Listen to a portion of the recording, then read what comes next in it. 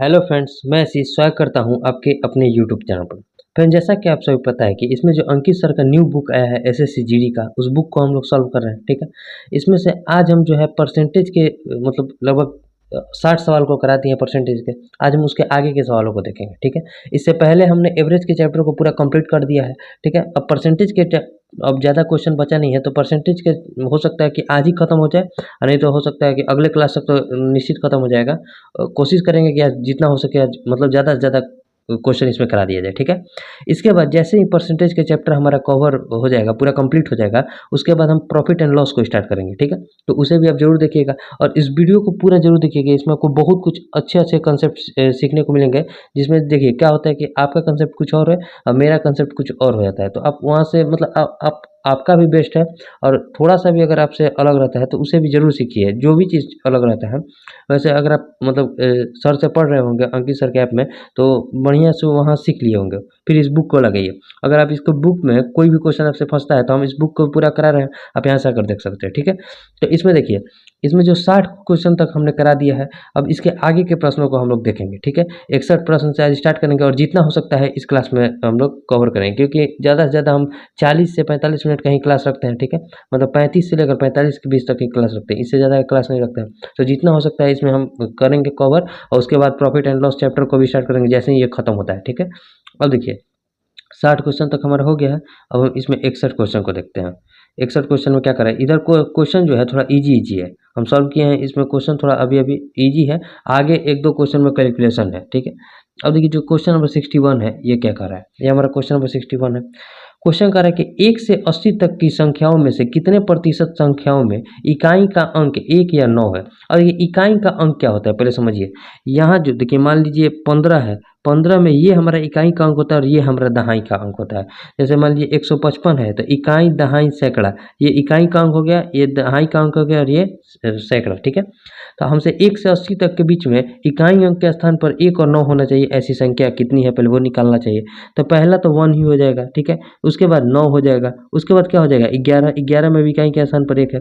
उसके बाद 19, 19 के बाद 21, 21 के बाद 29, 29 के बाद 31, 31 के बाद 39, 39 के बाद 41, 41 के बाद 49। ठीक है, 49 के बाद 51, 51 के बाद 59, 59 के बाद क्या है 61, 61 के बाद है 69, 69 के बाद है 71, 71 के बाद है 79। 80 तक के बीच में तो इतना ही संख्या हो जाएगी। अब इसे गिनिए, गिनेंगे तो 1 2 3 4 5 6 7 8 9 10 11 12 13 14 15 16, यानी कि टोटल 16 संख्या ऐसी है जिनके इकाई अंक के स्थान पर या तो 1 है या फिर 9 है। ठीक है, तो टोटल संख्या हमारी कितनी हो जाएगी, तो 1 से 80 तक में 80 संख्या हो जाएगी। तो इसी 80 संख्या में ये जो 16 संख्या है कितना परसेंट है, तो हमें परसेंट बताना है तो 100 से गुना करना पड़ेगा। 16 पंजे 80, 5 से इसको घटाएंगे तो 20%, यानी कि 20% ऐसी संख्या है जिनके इकाई के स्थान पर एक है और नहीं तो 9 है। ठीक है, देखिए क्वेश्चन नंबर 62 को सीखते हैं। 61 बन गया हमारा, 62 देखिए 62 नंबर क्वेश्चन को कैसे बनाएंगे। क्वेश्चन कह रहा है कि किसी संख्या को भिन्न 42/45 के अंश और हर में से घटाने पर प्राप्त भिन्न 5/6 बराबर होगा। देखिए इसमें क्वेश्चन जो कर रहा है कि 42/45 के अनुपात में कोई संख्या है और इसे बना देना है 5/6 कुछ घटाकर। तो यहाँ सब में से एक ही संख्या घटा देने के अंतर बराबर होना चाहिए। यहाँ अगर अंतर देखा जाए तो यहाँ अंतर कितने का है, तो कहिएगा 3 का अंतर है। ठीक है, और यहाँ अंतर कितने का है, 1 का है। तो इसमें भी हमें 3 से गुना करना पड़ेगा। तो यानी कि जब 3 से गुना करेंगे तो ये कितना हो जाएगा, 5 3 का 15, और यहाँ 6 3 के 18, और 15/18 हो जाएगा। अब देखिए 42 में से कितना घटाएंगे तो 15 आ जाएगा, तो कहिएगा 27 घटाइए। 27 और 15 को जोड़ेंगे तो 42, मतलब 42 और 15 घटाएंगे तो 27, और यहाँ भी घटाएंगे तो कितना हो जाएगा 27। यानी कि हमें 27 घटाने पर संख्या जो है 42 और 42/45 है। अगर प्रत्येक में से 27 घटाएं तो हमारा जो प्राप्त अनुपात हो जाएगा 5/6 के अनुपात में संख्या प्राप्त हो जाएगी। तो ऑप्शन ए जो हो जाएगा हमारा आंसर हो जाएगा। अगर आप इसे नहीं समझे हैं तो आप ऐसे बना दीजिए कि 42 माइनस का x बटे में 45 माइनस का x बराबर में 5/6। इधर 6 से इसमें गुना कीजिए, 5 में इससे गुना कीजिए, जब बराबर करके x का वैल्यू निकालिए आपका 27 ही आएगा। ठीक है, उम्मीद करते हैं आपको समझ में आया होगा। ठीक है, अब देखिए next question, question number 63। Question number 63 को सीखते हैं। 63 क्वेश्चन में क्या कर रहे हैं, क्वेश्चन है कि एक संख्या और इसके 1/3 का अंतर 520 है, तो इस संख्या का 20% कितना होगा। मान लीजिए संख्या को हम मानते हैं कितना 3x, 3x मानते हैं, क्योंकि इसका 1/3 भी निकालना है तो 3x का 1/3 कितना हो जाएगा, 3x का 1/3 देखेंगे तो x हो जाएगा। अब दोनों का अंतर कितना हो जाएगा तो 2x, 2x बराबर कितना दिया है 520, 2x बराबर जब 520 है तो हमसे x बराबर कितना हो जाएगा, तो x बराबर कहिएगा 260 हो जाएगा, 26 दूनी का 52। तो हमें क्या निकालना पड़ेगा, पहले संख्या निकालना पड़ेगा 3x, 3x कितना हो जाएगा तो 260 इंटू 3 हो जाएगा। अब ये संख्या हमें नहीं चाहिए, इसका 20% चाहिए, तो 20% क्या हो जाएगा 20 अब बटे में 100, इसको कटाएंगे तो 5, 5 से इसको कटा दीजिए, 5 से जब इसको कटाएंगे तो कितना हो जाएगा 5 5 25, 105 दूनी का 10, 52 तिया कितना होता है तो 52 तिया 156, यानी कि संख्या जो हो जाएगी, संख्या का 20% कितना हो जाएगा तो 156। उम्मीद करते हैं आपको समझ में आया होगा। 156 कौन सा ऑप्शन में, तो ऑप्शन नंबर सी में, ठीक है। अब देखिए next question, question number 64, question number 64 में क्या कर रहा है, क्वेश्चन है, देखिए क्वेश्चन कह रहा है कि यदि एक संख्या का 40% उस संख्या के 1/4 से 105 अधिक है तो संख्या तथा संख्या के 35% में कितना अंतर है। अब देखिए समझिए, 40% को पहले हम क्या लिख सकते हैं, तो अब यहाँ से हम डायरेक्ट लिख रहे हैं 2/5। अगर आप पीछे के क्लास देखे होंगे तो आप यहाँ से 40% को 2/5 लिखना सीख गए होंगे, क्योंकि इसको हम पहले करेंगे 40/100, तो 40 में 20 से करेंगे तो 2 और नीचे में आ जाएगा 5, ठीक है। उसके बाद क्या है 1/4, तो 1/4 को भी लिख लेते हैं, ठीक है। अब इसमें से जो हम संख्या को मानेंगे, इन दोनों के गुणज को ही हम संख्या मान लेते हैं, ताकि देखिए हमारा कैलकुलेशन हम कुछ भी मान सकते हैं, 100 भी मानेंगे तो भी आंसर आएगा। हम इन दोनों का गुणज इसलिए माने ताकि हमारा कैलकुलेशन थोड़ा आसान हो जाए। देखिए कैलकुलेशन कितना आसान हो जाएगा, 5 और 4 का गुणज कितना हो गया 20, मान लेते हैं हम टोटल संख्या हमारी जो है 20 है, ठीक है। इस संख्या का 40% कितना हो जाएगा, तो 20 का अगर 40% यानी कि 2/5 निकाले तो कितना हो जाएगा, तो कहिएगा कि 5 के 20, 4 दूनी का 8 हो जाएगा, ठीक है, 8 हो जाएगा। यानी कि उस संख्या के 1/4 से, मतलब एक संख्या का 40% यानी कि 8, उस संख्या के 1/4 से ये संख्या का 1/4 कितना हो जाएगा, तो कहिएगा 5, इससे 105 अधिक है, यानी कि दोनों के बीच का अंतर कितना है 3, 3 का वैल्यू दिया है 105, 105 अधिक है। तो हमसे पूछ रहा है कि संख्या के 35% में कितना अंतर होगा, मतलब संख्या तथा संख्या के 35% में कितना अंतर होगा। तो संख्या को अगर हम पहले निकालेंगे तो 20 का वैल्यू कितना हो जाएगा, 20 का वैल्यू हो जाएगा 35 या 105 होता है ना, 35 में गुना, तो इधर भी 35 से गुना कर दीजिए तो कितना आ जाएगा 35 दूनी का 70, संख्या हमें प्राप्त होगी 700, ठीक है। अब बोल रहा है कि संख्या तथा संख्या के 35% में अंतर, तो संख्या तथा संख्या के 35% में अंतर, तो देखिए 100% में से अगर 35% को हम घटाएंगे तो कितना हो जाएगा, तो कहिएगा 65%, यानी कि हम डायरेक्ट संख्या का अगर हम 65% निकाल देंगे तो हमारा आंसर आ जाएगा, क्योंकि 35% में उसको हटा ही देना है, मतलब इस संख्या में से इस संख्या का 35% ही घटा देना है, तो संख्या प्राप्त क्या होगी, संख्या का 65% ही प्राप्त होगा। तो सीधे इसे 700 इंटू 65/100 कर सकते हैं। 0 से 0 कट गया, 7 से इसको कटिए, 7 से इसमें गुना कीजिए, 7 5 35, 7 6 42, 42 और 3 45, यानी कि संख्या जो प्राप्त होगी हमें 455 प्राप्त होगी, जो कि ऑप्शन ए में दिया हुआ है, ठीक है। देखिए अगर आप नहीं समझे तो आपको फिर से समझाते हैं। पहले देखिए हम संख्या को 20 ही क्यों माने, आप 20 न मानकर 100 मानिए, कुछ भी मानिए, आपके एक्स भी मानकर मानिएगा तो आपका आंसर आएगा, लेकिन हम इस 20 इसलिए माने हैं ताकि हमारा कैलकुलेशन थोड़ा आसान पड़ जाए, बस इसीलिए। देखिए 40% को 2/5 लिख सकते हैं, और 1/4 एक बार कह रहे थे 1/4 लिख दिए, ठीक है। अब बोल रहा है क्वेश्चन में कि इन दोनों के हम गुणज को ही मान लेते हैं कि हमारी संख्या होगी 20, तो 20 का 40% कितना हो जाएगा, तो 8, और 20 का 1/4 कितना हो जाएगा, तो 5 हो जाएगा। इन दोनों का अंतर दिया है 105, यानी कि 8 में से 5 गया 3, 3 का वैल्यू जब 105 दिया है तो हम यहाँ से संख्या निकाल लिए, 20 का वैल्यू कितना आ गया 700 आ गया। अब हमसे बोल रहा है कि संख्या तथा संख्या के 35%, तब देखिए मान लीजिए संख्या हमारा हमेशा 100% पर होगा, और उसका 100% में से 35% को जब हम घटाइए देंगे तो बचेगा कितना, संख्या का 65% ही बचेगा। तो हम डायरेक्ट संख्या का 65% ही निकाल दिए, जो कि 455 आ गया। और नहीं तो आप ऐसे भी निकालते तो आपका 455 आता है, कैसे 700 माइनस 700 का 35%, जब आप निकालिएगा तो कितना आएगा, तो आपका 455 ही आएगा, ठीक है। उम्मीद करता है आपको समझ में आया होगा। अब देखिए next question, question number 65, question number 65, next page जाते हैं। क्वेश्चन नंबर 65 में क्या कर रहा है, इधर इंग्लिश है इधर हिंदी में दिया है, हिंदी वाला पार्ट में निकालते हैं, ठीक है। क्वेश्चन नंबर 65, क्वेश्चन नंबर 65 दिया है कि दो संख्या तीसरी संख्या से क्रमशः 20% और 40% अधिक है तो पहली और दूसरी संख्या का अनुपात। एक संख्या मान लीजिए ए है, दूसरी संख्या को बी मान लेते हैं और तीसरी संख्या को सी मान लेते हैं। सी अगर 100 है तो इससे 20% अधिक यानी कि ये 120 होगा और इससे 40% अधिक ये यानी कि 140 होगा। तो हमसे पूछ रहा है कि पहली और दूसरी संख्या का अनुपात यानी कि इसका और इसका अनुपात बोल रहा है। तो 0 से 0 कटा दीजिए, 2 से इसको कटाएंगे तो 6 और 2 से इसको कटाएंगे तो 7, 6:7 जो हो जाएगा पहली और दूसरी संख्या का अनुपात हो जाएगा। तो ऑप्शन ए में जो दिया हुआ है, ठीक है। ये क्वेश्चन तो बहुत इजी हो गया। और देखिए नेक्स्ट क्वेश्चन 66 नंबर क्वेश्चन में क्या कर रहा है। क्वेश्चन नंबर 66 है कि दो संख्याएं तीसरी संख्या की क्रमशः 20% तथा 30% है तो पहली संख्या दूसरी संख्या का कितना परसेंट है। अब देखिए यहाँ भी हम संख्या को मान लेते हैं a ratio b ratio c। अब तीसरी संख्या को हम 100 मानते हैं तो इसका 20% कितना हो जाएगा 20 और इसका 30% कितना हो जाएगा 30, ठीक है। तो अब बोल रहा है कि पहली संख्या दूसरी संख्या का कितना परसेंट है। तो पहली संख्या कितनी है 20, 20 जो है 30 का यानी कि नीचे में रहेगा 30 का कितना परसेंट है तो 100 से गुना करना पड़ेगा। 0 से 0 कटा दीजिए तो 200 और बटे में 3, 200/3 को क्या लिख सकते हैं 66.66%, जो कि ऑप्शन सी में दिया हुआ है, ठीक है। तो ये दोनों क्वेश्चन तो बहुत इजी हो गया। अब देखिए 66 नंबर बन के आप क्वेश्चन नंबर 67 को देखते हैं। आप एक बार खुद से जरूर इस बुक को बनाइएगा, आपके लिए बहुत फायदा होगा, तभी जाकर आपका स्कोर जो है बढ़ते चला जाएगा, ठीक है। अब देखिए क्वेश्चन नंबर 67 में क्या कर रहा है। क्वेश्चन नंबर 67 है कि दो संख्याएं तीसरी संख्या से क्रमशः 25% तथा 20% कम है तो पहली संख्या दूसरी संख्या का कितना परसेंट है। उसी टाइप पर है। अब मान लीजिए इसमें भी हम a ratio b ratio c मान लेते हैं तीनों संख्या को। अगर तीसरी संख्या हमारी 100 है तो इससे 25% कम पहली संख्या होगी यानी कि 75 होगी और इससे 20% कम दूसरी संख्या होगी यानी कि कितना होगी 80। तो अब बोल रहा है कि जो पहली संख्या दूसरी संख्या का कितना परसेंट है यानी कि 75 जो है 80 का कितना परसेंट है, ठीक है। 20 से इसको घटाइए 4, अब 20 से इसको घटा दिए तो 5, 5 में इससे गुना कीजिए 5 पंजे 25, 5 7 35, 35 और 2 37, 375 अब बटे में 4 आ जाएगा। हमें पूर्णांक में लिखना है तो पूर्णांक में लिख दीजिए 4 9 का 36, ठीक है। 1 5 4 3 के 12, 93.3 बटे में 4%। कोई ऑप्शन है तो 93.3/4% ऑप्शन डी में दिया हुआ है। तो ये तीनों क्वेश्चन एक कैटेगरी के आ गए और क्वेश्चन मतलब इजी है, ठीक है। अब देखिए next question, question number 68। Question number 68 में क्या कर रहा है, एक मिनट। 68 नंबर क्वेश्चन है कि दो संख्याएं तीसरी संख्या से क्रमशः 20% तथा 40% अधिक है तो पहली संख्या दूसरी संख्या का कितना परसेंट है, ठीक है। अब देखिए यहाँ भी तीन संख्या को मान लेते हैं, a है, b है तथा c है, ठीक है।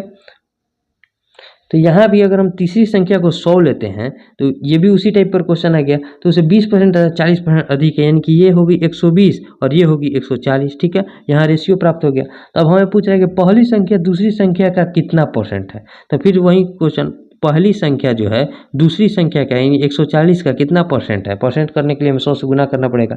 0 से 0 कटा दीजिए, 2 से इसको कटेंगे तो 7 और 2 से इसको कटेंगे तो 60 हो जाएगा यानी कि 600 और बटे में 7। इसे पूर्णांक में लिखना है तो पूर्णांक में लिखिए 7 8 56, 4 0 7 5 35, 85.5/7% जो हो जाएगा हमारा आंसर हो जाएगा। तो 85.5/7% कौन सा ऑप्शन है, तो ऑप्शन नंबर बी में। तो 68 यानी कि 65 से लेकर 68 तक अभी एक ही टाइप का क्वेश्चन मिला हमें। अब आगे क्वेश्चन को देखते हैं, ठीक है। क्वेश्चन नंबर 68 के बाद 68 तक बन गया। आप 69 को देखते हैं। 69 इधर इंग्लिश में है, हिंदी वाले पार्ट को निकालते हैं। ये हमारा हिंदी वाला पार्ट आ गया, ठीक है। और देखिए 69 में क्या कर रहा है। 69 है कि साजिया की आय रेहाना की आय से 20% कम है तो रेहाना की आय साजिया की आय से कितना अधिक है। इधर के आप सारे क्वेश्चन को बना दीजिएगा, बहुत इजी प्रश्न है, ठीक है। अब देखिए साजिया है और रेहाना है। पहले 20% कम लिखना सीखेंगे, क्या लिखेंगे 1/5। अगर रेहाना की आय 5 है तो इससे 1 कम साजिया की आय है, क्योंकि 20% कम है यानी कि साजिया की आय कितनी है 4 है। तो रेहाना की आय साजिया की आय से कितना अधिक है। तो देखिए रेहाना की आय अधिक है ना, इससे कितना अधिक है तो 1 अधिक है। किससे, साजिया से, यानी कि 4 से और गुना 100% बताने के लिए। तो कटाइए तो कितना हो जाएगा 25% जो है अधिक है। साजिया की आय से रेहाना की आय 25% अधिक है, जो कि ऑप्शन डी में दिया हुआ है, ठीक है। अब देखिए next question, question number 70। Question number 70 में क्या कर रहा है।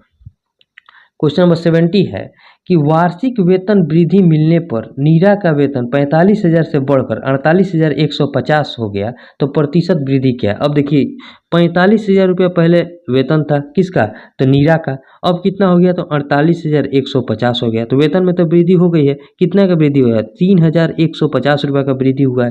पहले कितना था, 45,000 पर वृद्धि हुआ है। ठीक है, परसेंट में बताने के लिए हमें 100 से गुना करना पड़ेगा। 0 से 2 जीरो कट गया, 1 जीरो से 1 जीरो कटा दीजिए।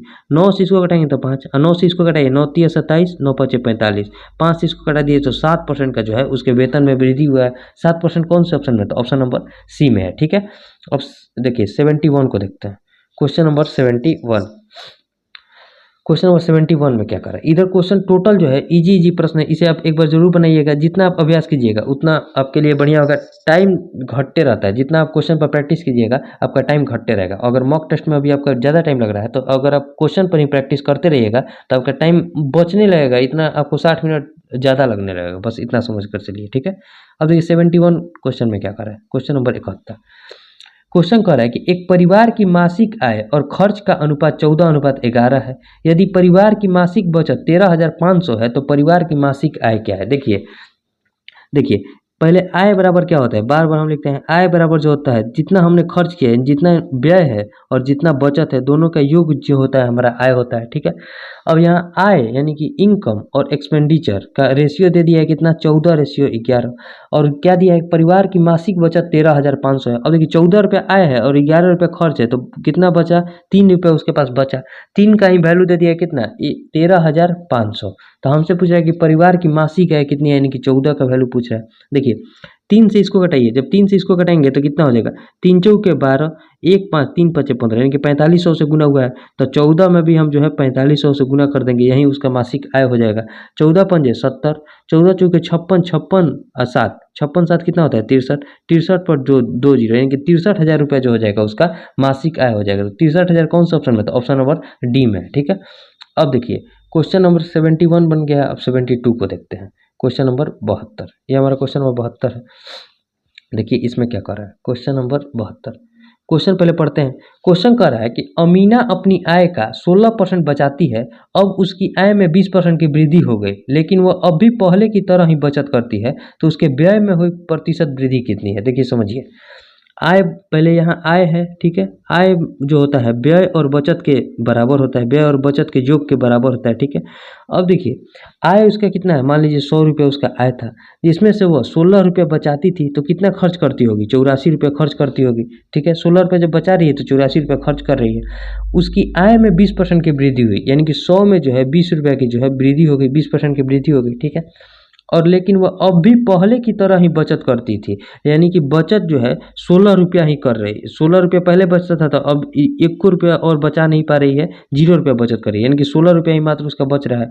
लेकिन देखिए पहले की तरह ही बचत करती, तो उसके व्यय में कितना वृद्धि हुई, यानी कि समझिए क्वेश्चन क्या कर रहा है, जो उसका 20 रुपया आय बढ़ा है ना, और वो 20 रुपया और एक्स्ट्रा खर्च कर दे रही है। अब एक भी रुपये उसमें से बचा नहीं रही है, जितना आय बढ़ा है उतना अपना खर्च भी बढ़ा दिए, यानी कि 20 रुपया जो है, देखिए 20 रुपया जो है उसके व्यय में वृद्धि। देखिए क्या क्वेश्चन कर रहा है कि यह अमीना अपनी आय का 16% बचाती है, और यदि उसकी आय में 20% की वृद्धि हो गई, लेकिन वो अब भी पहले की तरह ही बचत करती है।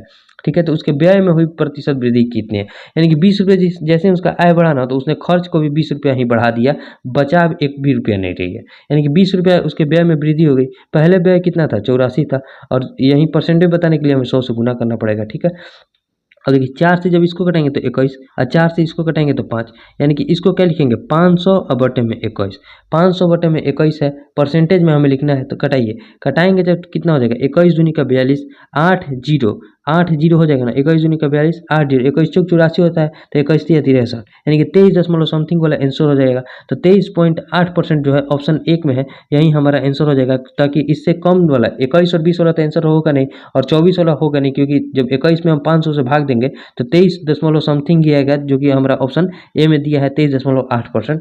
तो हमारा ऑप्शन ए जो हो जाएगा हमारा आंसर हो जाएगा। ठीक है, अब देखिए 72 तक बन गया। आप 73 को देखते हैं। 73 देखिए, ये हमारा क्वेश्चन नंबर 73 है। इसमें क्या कर रहा है, क्वेश्चन नंबर 73, क्वेश्चन नंबर 73 है। पहले क्वेश्चन पढ़ते हैं। क्वेश्चन कर रहा है कि यदि राहुल के वेतन में से 60% कर की कटौती की जाती है तो उसे कर के रूप में 12,800 का भुगतान करना पड़ता है। और बाकी क्वेश्चन कहाँ है, इधर है।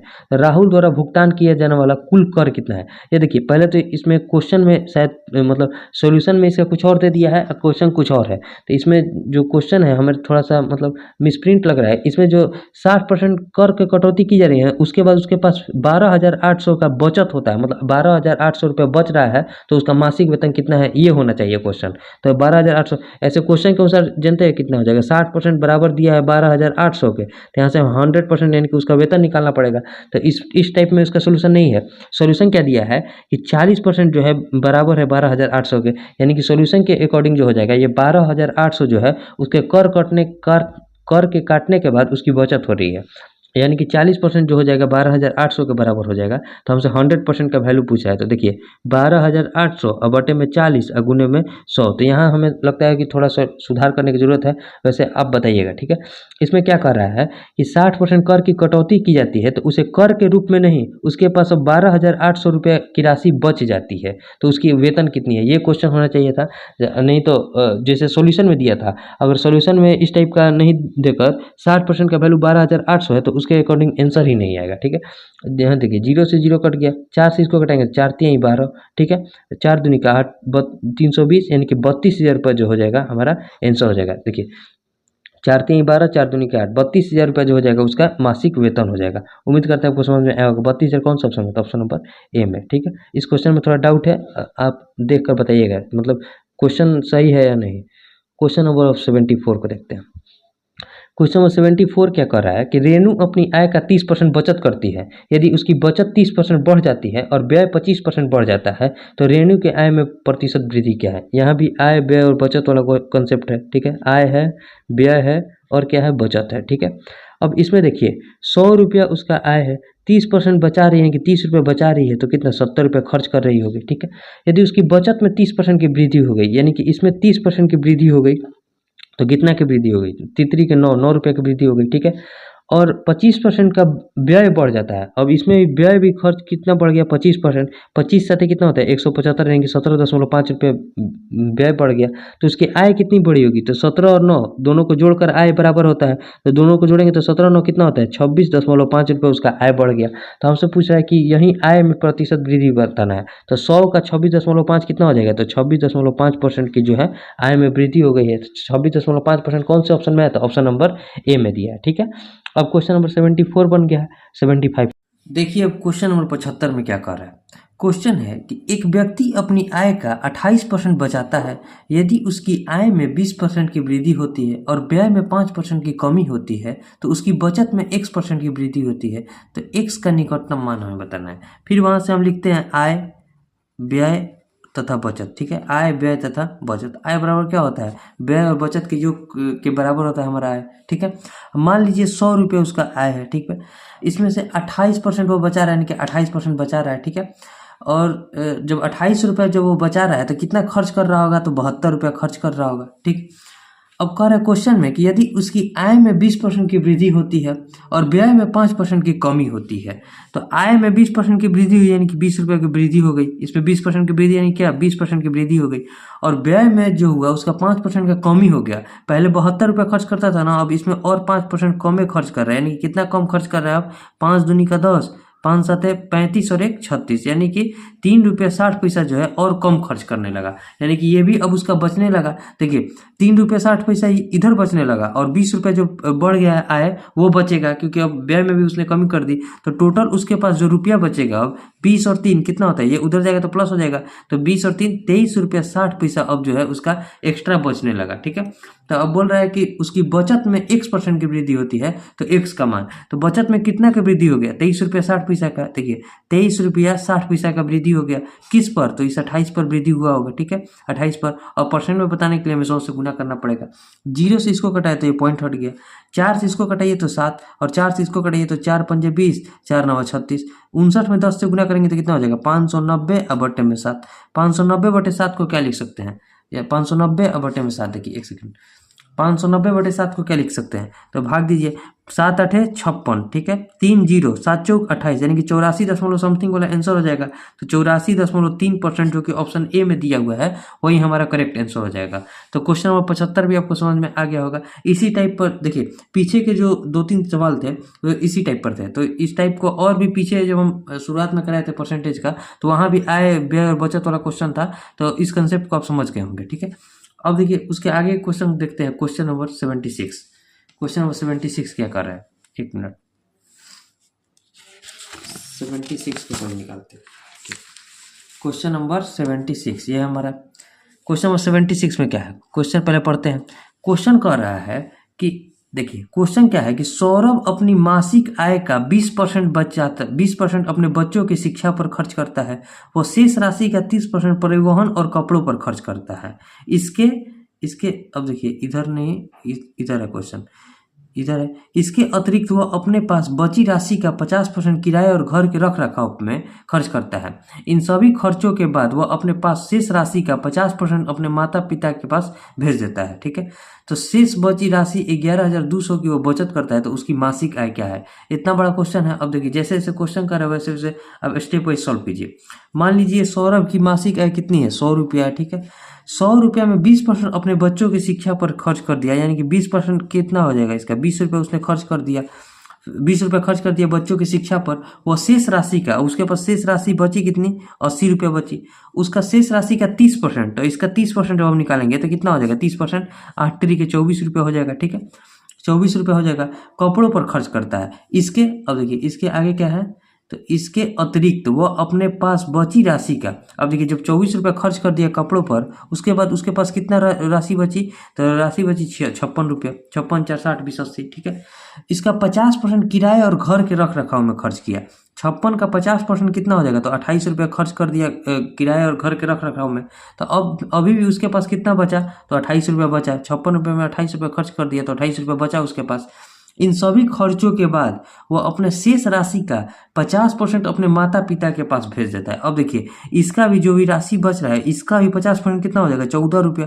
14 रुपया उसने अपने माता पिता के पास भेज दिया, ठीक है। तो अब उसके पास राशि कितनी बची, 14 रुपया बचा। इसी 14 के मान दिया है 11,200 रुपया, यानी कि 14 रुपये जो उसके पास बच रहा है, तो 14 का जो संख्यात्मक मान कितना दिया है, तो 11,200 रुपया दिया है। तो हमसे पूछ रहा है उसकी मासिक आय कितनी थी, यानी कि 100 का वैल्यू पूछ रहा है। तो 14 में 8 से गुना कीजिएगा तो 14 8 112, यानी कि 800 से गुना किए हैं, तो इसमें भी हम 800 से गुना कर देंगे। तो गुना कीजिए, 800 पर 8 पर कितना दीजिए, 2 और 2 4 0, यानी कि 80,000 रुपया जो थी उसकी मासिक आय थी, जिसमें से वो इतना खर्च करके इतना रुपये बचा लेता है। तो उसकी मासिक आय कितनी थी, 80,000, जो कि ऑप्शन डी में दिया हुआ है, ठीक है। अब देखिए जितना बड़ा क्वेश्चन रहता है, अब अगर उसे स्टेप वाइज पढ़ाइएगा, बनाइएगा, तो आपका सही होगा, ठीक है। अब देखिए next question, question number 76। Question number 76 में क्या कर रहा है, एक सेकंड देखिए क्वेश्चन पहले पढ़ते हैं पूरा, बहुत बड़ा बड़ा इधर क्वेश्चन है, लेकिन क्वेश्चन इजी है। क्वेश्चन क्या कर रहा है कि सुशांत के पास जो धन था उसमें से उसने 30% अपनी पत्नी को दे दिया। अपने दोनों पुत्रों को शेष राशि में से प्रत्येक को 18% देता है।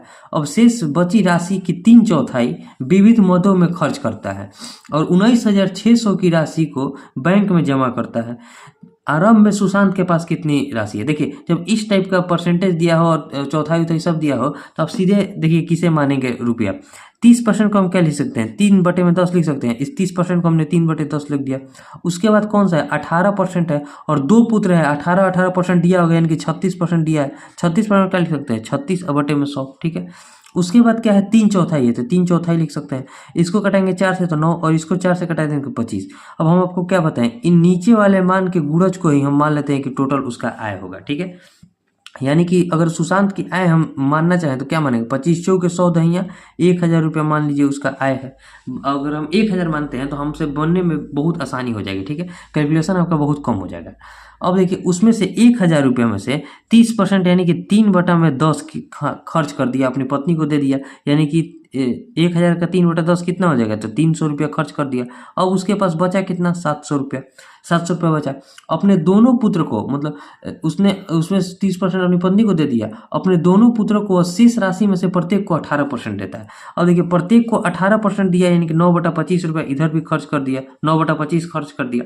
तो 9/25 इसका कितना हो जाएगा, तो 25 से जब हम इसका 9/700 का, देखिए 700 का जब हम 9/25 निकालेंगे तो कितना हो जाएगा, 25 चौके 100, ठीक है, 7 चौक 28, 28 9 कितना होता है, 252, 28 9 252 होता है। तो यहाँ हो जाएगा 252 रुपये उसने अपने पुत्र को दे दिया, दोनों पुत्रों को दे दिया, ठीक है। अब उसके पास राशि कितनी बची, तो राशि बची 100 में से 52 गया 48, यहाँ बचा 600, 600 में से 200 गया 400, यानी कि 448 रुपया अब उसके पास बचा, ठीक है।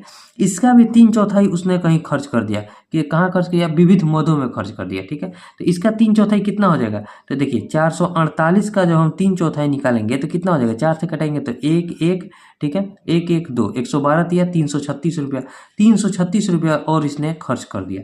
अब उसके पास राशि कितनी बची, शेष राशि को बैंक में जमा करता है, ठीक है, 19,600 रुपया शेष बचता है। तो यहाँ शेष कितना बच रहा है, 8 में से 6 गया 2, ठीक है, 4 में से 3 गया 1, 4 में से 3 गया 1, 112 रुपया उसके पास शेष बचा। लेकिन इस 112 का वैल्यू कितना दिया है, तो 19,600 रुपया दिया है, 19,600 रुपया, ठीक है। अब हमसे क्या पूछ रहा है कि आरंभ में सुशांत के पास कितनी राशि थी, यानी कि इस 1000 का वैल्यू पूछ रहा है। तो देखिए जब 100, देखिए यहाँ जब 112 का वैल्यू कितना दिया है 19,600, तो हमसे 1000 का मान पूछ रहा है, 1000 का, तो यहाँ क्या लिखेंगे, 1000 के मान को निकालने के लिए 19,600 बटे में 112 और गुना 1000 करना पड़ेगा, ठीक है। अब देखिए जब इसको हम कटाएंगे तो किससे कटाइए, 4 से जब कटाइए, 4 से कटाएंगे तो कितना हो जाएगा, 4 से जब इसको कटाएंगे तो 25 चौके 100, 3, 25 से 3 कितना होता है, 28 चौके 112 हो जाएगा, ठीक है, 28 चौके 112, इसको 4 से कटाइए, 4 से इसको कटाएंगे तो 250 हो जाएगा, 250 हो जाएगा। अब देखिए इसको 7 से कटाएंगे तो कितना हो जाएगा, 4, 7 से इसको कटाएंगे तो कितना हो जाएगा, 7 दूनी का 14, 7 8 56, 2800 हो जाएगा। 4 से इसको कटा दीजिए कितना हो जाएगा, 4 से जब इसको कटाएंगे तो 700 से कटेगा, यानी कि यहाँ टोटल जो बचा कटाने के बाद 700 इंटू 250 बचा। 25 साथे कितना होता है, 175, 25 साथे देखिए 25 साथे जो होता है 175 होता है, 175 पर 2 और 1 3 0, यानी कि कितना हो जाएगा, 1,75,000 रुपये जो थी उसकी आय थी। सुशांत की आय कितनी थी, तो 1,75,000, जो कि ऑप्शन डी में दिया था। तो इसे जब आप इस नीचे वाले का गुणज मान लीजिए, जब इस टाइप का परसेंटेज दिया हो तो आप 100 भी मानकर बनाइएगा तो आपसे आंसर आएगा, लेकिन वहाँ थोड़ा कैलकुलेशन आपका ज़्यादा पड़ जाएगा। अब अगर आप 1000 मानकर बनाए तो टोटल जो है बढ़िया डिजिट में आ गया, और जहाँ से हमें कैलकुलेशन करने में आसानी पड़ रही थी आप वहाँ से आसानी से उसका आंसर तक पहुँच सकते हैं, ठीक है। अब देखिए 76 बन गया हमारा। अब हम 78 को देखते हैं, क्वेश्चन नंबर 78। क्वेश्चन नंबर 78 में क्या है, एक मिनट। क्वेश्चन नंबर 78 है कि एक व्यक्ति अपनी आय का 78, एक व्यक्ति अपनी आय का 35% भोजन पर और 55% कपड़ों पर खर्च करता है। यदि उसके पास अभी भी 400 शेष है तो उसकी कुल आय क्या है। देखिए समझिए, 100 रुपया मान लीजिए उसका कुल आय है, जिसमें से 35 रुपया खर्च कर दिया भोजन पर और 55 रुपया खर्च कर दिया कपड़ों पर। तो टोटल उसका खर्च कितना हो गया, तो 55 और 35 जोड़िएगा तो 90 आएगा। 90 रुपये उसने खर्च कर दिया।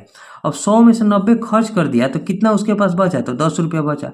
इसी 10 का वैल्यू दिया है कितना, 400, 10 का वैल्यू दिया है 400, तो उसकी कुल आय यानी कि 100 का वैल्यू पूछ रहा है। तो इधर किससे गुना करेंगे तो 400 आ जाएगा, तो 40 से। तो इसमें भी कुल आय में भी जब हम 40 से गुना करेंगे तो कितना हो जाएगा, 4000 रुपये जो थी उसका कुल आय था। तो 4000 कौन सा ऑप्शन में था, ऑप्शन नंबर बी में। तो ये तो बहुत ईजी क्वेश्चन हो गया।